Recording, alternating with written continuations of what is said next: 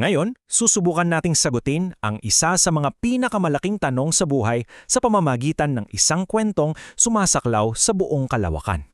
Alam mo, ito yung tanong na madalas bumababagab sa isipan ng marami sa atin, di ba? Ang kwento natin ngayon, nag-aalok ng isang paliwanag. Sige, simulan na nating alamin. Okay, ang lahat ay nagsisimula sa isang napakasimple pero napakalakas na ideya. Ang Diyos ay pag-ibig. Ito mismo ang kanyang katangian at ito rin ang pundasyon ng lahat ng batas niya. At syempre, ang isang mahalagang bahagi ng pag-ibig ay ang kalayaan.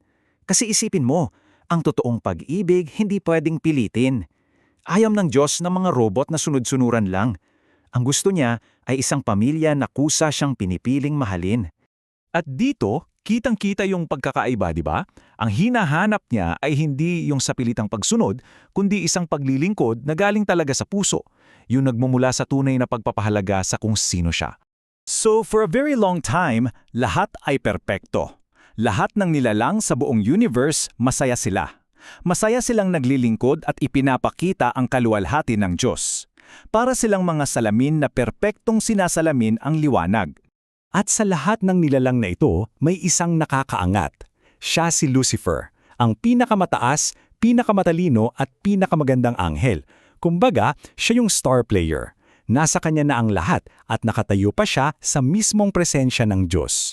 Pero, dito na nagsimulang magbago ang lahat.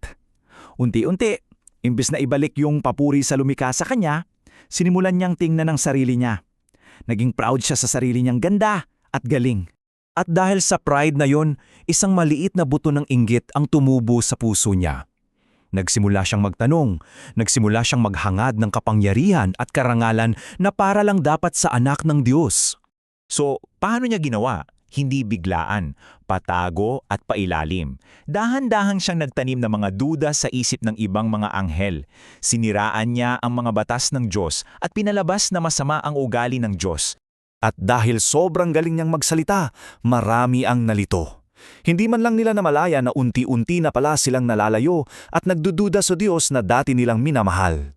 Siyempre, yung mga anghel na nanatiling tapat, nakita nila ang panganib. Sinubukan nilang kausapin si Lucifer. Nakiusap sila. Teka lang, mali ang ginagawa mo, makinig ka, mapapahamak ka lang dyan. Pero, yung pride niya, naging parang pader na, ayaw na niyang makinig. At doon, ginawa niya ang kanyang pinal na desisyon, ang tuluyang magrebelde at talikuran ng pamumuno ni Kristo. So, eto na yung malaking tanong, di ba? Kung ganoon na pala kasama ang ginagawa niya, bakit hindi na lang siya winasak agad ng Diyos para matapos na ang problema? Well, kasi hindi yun ganun kasimple. Kung basta na lang niya winasak si Lucifer, baka ang isipin ng iba, takot lang ang Diyos. O baka maglingkod sila dahil sa takot, hindi dahil sa pag-ibig.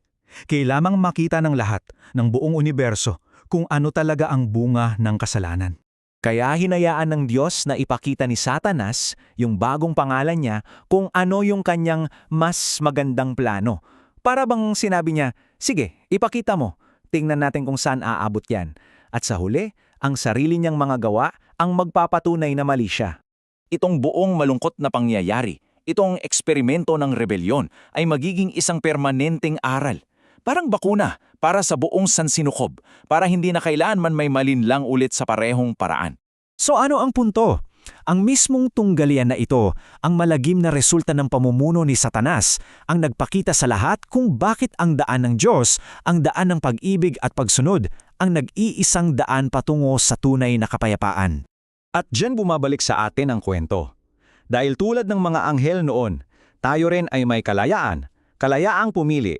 At ang iiwan nating tanong sa iyo ay ito, paano mo gagamitin ang kapangyarihan ng iyong pagpili?